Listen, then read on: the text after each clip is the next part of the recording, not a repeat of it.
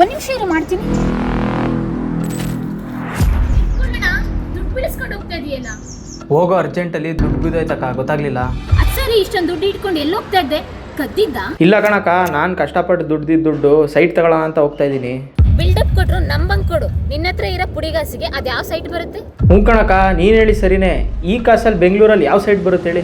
ಅದಕ್ಕೆ ಹೊಸೂರಲ್ಲಿ ಹೊಸ ಏರ್ಪೋರ್ಟ್ ಆಗ್ತಿದೆಯಲ್ಲ, ಅಲ್ಲಿ 1 ಲಕ್ಷಕ್ಕೆ 30-40 ಸೈಟ್ ಕೊಡ್ತಾರಂತಕ್ಕ.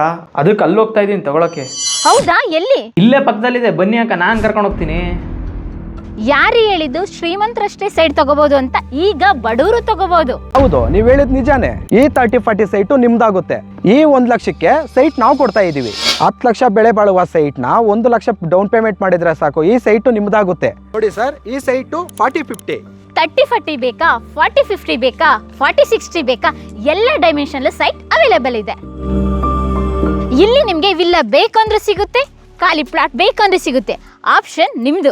27 ಎಕರೆಯಲ್ಲಿ ಡೆವಲಪ್ ಆಗಿರೋ ಈ ವಿಲ್ಲಾ ಟೌನ್ಶಿಪ್ ನಲ್ಲಿ 30-40 ಸೈಟ್ ನಿಮ್ದಾಗುತ್ತೆ. ಇನ್ವೆಸ್ಟ್ಮೆಂಟ್ ಗೆ ಅಂತ ಇನ್ವೆಸ್ಟ್ ಮಾಡಿದ್ರೆ ಸೈಟ್ ವ್ಯಾಲ್ಯೂ 1 to ಡಬಲ್ ಆಗುತ್ತೆ.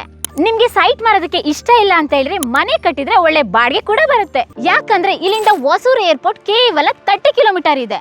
ಈ ವಿಲ್ಲಾ ಟೌನ್ಶಿಪ್ ನಲ್ಲಿ ಮೇನ್ ರೋಡ್ ಬಂದು 40 ಫೀಟ್ ಇದ್ರೆ ಸಬ್ ರೋಡ್ ಬಂದು 30 ಫೀಟ್ ಇದೆ.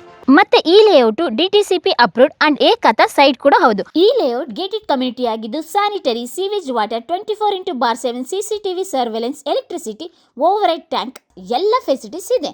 ಇಷ್ಟು ಕಮ್ಮಿ ರೇಟ್ಗೆ ಇಷ್ಟೆಲ್ಲ ಫೆಸಿಲಿಟೀಸ್ ಇರೋ ಜಾಗ ಎಲ್ಲಿ ಹುಡುಕಿದ್ರು ಸಿಗಲ್ಲ. ಕೇವಲ ತಿಂಗಳಿಗೆ 20,000 ಕಟ್ಟಿದ್ರೆ 60 ತಿಂಗಳಲ್ಲಿ ಈ ಸೈಟ್ ನಿಮ್ದಾಗುತ್ತೆ. ನಿಮ್ಮ ಹತ್ರ ದುಡ್ಡು ಇಲ್ವಾ? ವರಿನೇ ಮಾಡ್ಕೋಬಿಡಿ, EMI ಆಪ್ಷನ್ ಕೂಡ ಇದೆ.